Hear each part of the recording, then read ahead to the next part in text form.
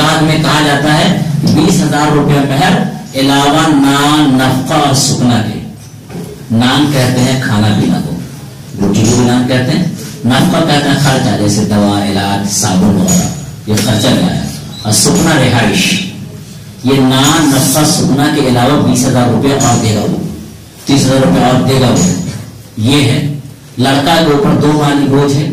ایک مالی بوجھ ضروری ہے، ایک ضروری نہیں.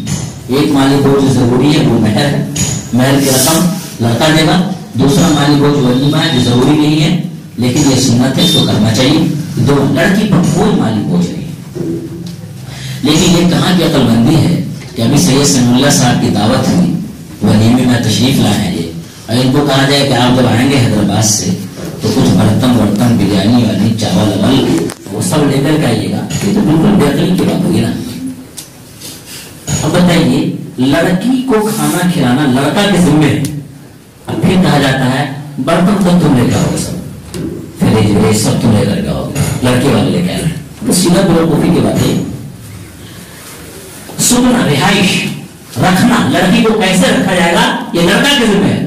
تو رکھنا یہ لڑکا کے ذمہ ہے، لیکن بیڈ آپ لیتے آئیے گا، تکیہ گدا وغیرہ آپ لیتے آئیے گا، کمبل وغیرہ سب آپ لیتے آئیے گا. سوائے رہائش دے رہے آپ، یہ انتہائی بیوقوفی والی بات ہے. مجھے جب کوئی لڑکی کوئی آدمی بھیک مانگتا ہے یہ کہتے ہوئے کہ بیٹی کی شادی ہے، میں چاہتا ہوں کہ اس کے ہاتھ میں پیسہ نہ ڈالوں. جو آدمی امیر زیادہ پیسہ خرچ کرتا ہے اس کا منہ نوچ لوں. زیادہ خرچ کرنے والے نالائقوں نے اس آدمی کو بھیک مانگنے کا مجبور کیا ہے.